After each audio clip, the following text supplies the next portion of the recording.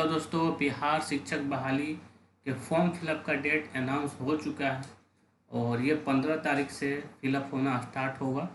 ये advertisement already 2-3 दिन पहले ही जारी हो चुका है और इस फॉर्म को भरने के लिए आपको बहुत सारे डॉक्यूमेंट कलेक्ट करने होंगे और जो भी आप फॉर्म जैसे फॉर्म आपका स्टार्ट हो जाएगा फिलअप होना, उसमें जो भी डिटेल डालेंगे उसके अनुसार ही आपको डॉक्यूमेंट वेरिफिकेशन कराना होगा एट ए टाइम, जब आप परीक्षा पास कर लेंगे और डॉक्यूमेंट वेरिफिकेशन होगा उस समय।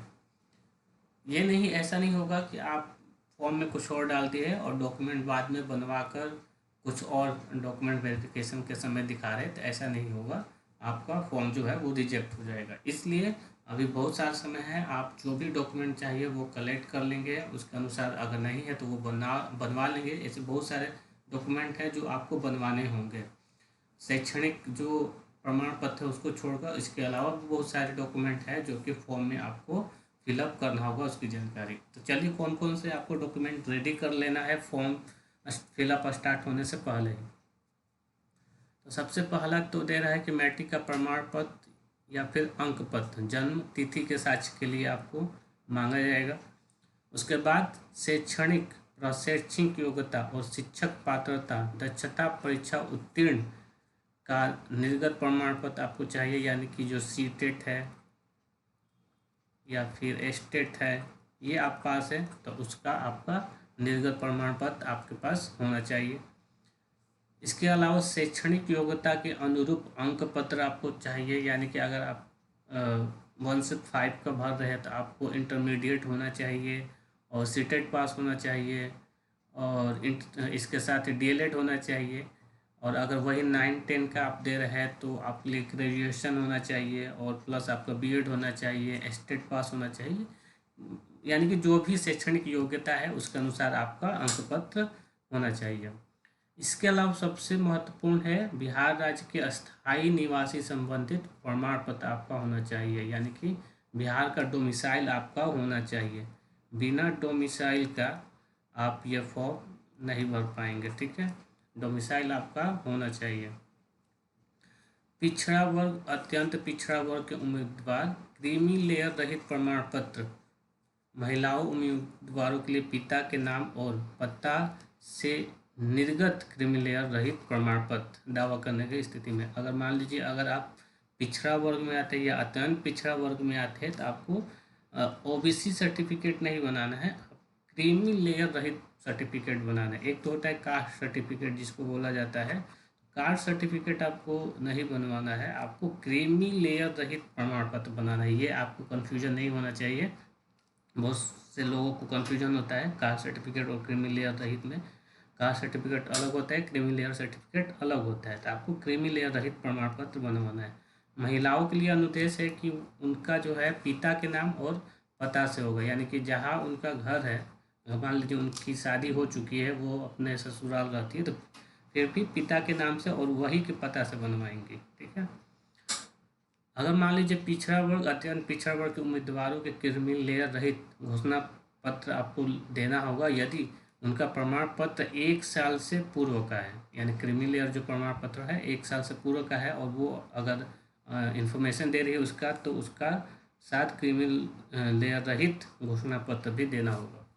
अनुसूचित जाति अनुसूचित जनजाति के उम्मीदवारों के लिए जाति एवं स्थानीय निवास प्रमाण पत्र देना होगा। अगर महिला है तो वही पिता के नाम और पता के साथ निर्गत जाति और स्थानीय निवास प्रमाण पत्र देना होगा। शुल्क में रियायत छूट का दावा करने की स्थिति में, ठीक है। तो यहाँ पर कह रहा है कि अगर अनुसूचित जनजाति है या फिर अनुसूचित जाति है तब भी आपको जाति प्रमाण पत्र देना होगा। यहाँ पर जो कास्ट सर्टिफिकेट होता है, वो और रेजिडेंस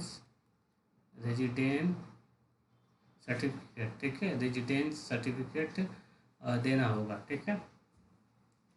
इसके बाद आर्थिक रूप से कमजोर वर्ग के लिए EWS दावा करने पर बिहार सरकार के अधिसूचना संख्या दिया गया है, आलोक में विहित प्रपत्र में निर्गत तथ्य संबंधित प्रमाण पत्र दावा करने की स्थिति में आपको EWS, अगर आप दावा करते हैं तो EWS का भी आपको प्रमाण पत्र लगाना होगा, ठीक है। अगर दिव्यांग है तो उससे रिलेटेड आपका निर्गत वैध प्रमाण पत्र आपको लगाना होगा। इसमें यहाँ पर लिखा गया है कि जो मुखबंधित दिव्यांग है की स्थिति में IGIMS पटना से, चलन दिव्यांग है OH है, तो मनोविकार दिव्यांग है या फिर बहुदिव्यांग है तो MD से, या दृष्टि दिव्यांग है तो दावा करने की स्थिति में PMCH पटना से निर्गत दिव्यांग प्रमाण पत्र लगाएंगे। ठीक है, यानी कि अगर आप DD है यानी कि मुख बंधित दिव्यांग है तो IGMI पटना से लगाएंगे। उसके अलावा जो है OH है या फिर MD है या फिर BI है, ये सब आप दिव्यांग है तो PMCH पटना से निर्गत दिव्यांग प्रमाण पत्र आपको बनवाना होगा। ठीक है, ये सब आपको करना होगा। इसके अलावा कहा रहा है कि श्रुति लेख या फिर अन्य सुविधा का दावा करने की स्थिति में आपको एक निर्गत प्रमाण पत्र सक्षम अधिकारी के द्वारा और अनुसूचित 2 में शपथ पत्र भी आपको बनवाना होगा। ठीक है, भूतपूर्व सैनिक को उम्र सीमा में छूट का दावा करने की स्थिति में तत्संबंधित प्रमाण पत्र आपको देना होगा। स्वतंत्रता सेनानी के पोता पोती नाती नतनी का दावा करने वाले अभ्यर्थियों के लिए जिला पदाधिकारी या उनके द्वारा प्राधिकृत पदाधिकारी के हस्ताक्षर से निर्गत भूतपूर्व स्वतंत्रता सेनानी के पोता पोती नाती और नतनी होने का प्रमाण पत्र आपको देना होगा अगर दावा करते हैं तो।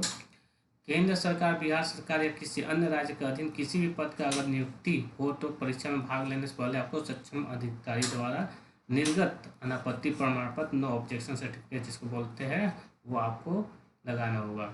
इसके अलावा फोटो युक्त पहचान पत्र, आधार कार्ड आपको देना होगा।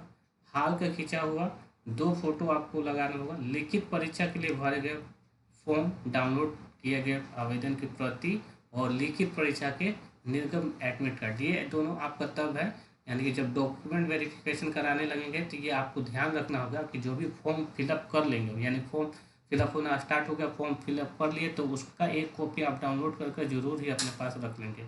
बहुत से बच्चे क्या करते हैं उसको भुलवा देते हैं, है ना, उनके पास नहीं होता है तो बाद में ये परेशानी आपको हो सकती है। इसलिए आप जो भी फॉर्म भरेंगे उसका एक डाउनलोड कॉपी अपने पास रख लेंगे। एडमिट कार्ड आएगा तो उसकी भी एक कॉपी अपने पास जरूर रखेंगे।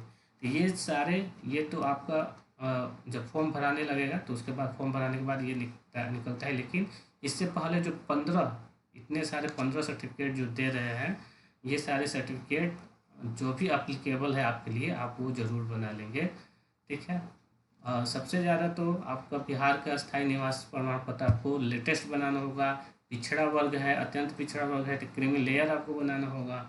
दिव्यांग है तो उसके लिए आपको दिव्यांग सर्टिफिकेट बनाना होगा। EWS है तो EWS का सर्टिफिकेट बनाना होगा। ठीक है, ये सारी सर्टिफिकेट आप जल्द से जल्द बना लेंगे 15 तारीख से पहले ही, नहीं तो आपको परेशानी हो सकती है। क्योंकि फॉर्म भराना जो स्टार्ट होगा उसमें 1 महीना लगेगा, उसमें भी आप बनवा सकते हैं, लेकिन अभी से आप बनाना शुरू कर देंगे तो आपको फॉर्म भरते समय कोई परेशानी नहीं होगी। क्योंकि लास्ट समय फॉर्म भरना पे क्या होता है कि सर्वर डाउन हो जाते हैं और भी बहुत सारी परेशानियों का सामना करना पड़ता है। तो आप ये क्लियर कर लेंगे फॉर्म फिलअप का डेट स्टार्ट होने से पहले ही आप ये सारे चीज़ें अपने पास रख लें। ठीक है, तो ये सारी चीज़ें हैं जो आपको फॉर्म फिलअप स्टार्ट होने से पहले ही आपको अपने पास बनवा कर रख लेना है।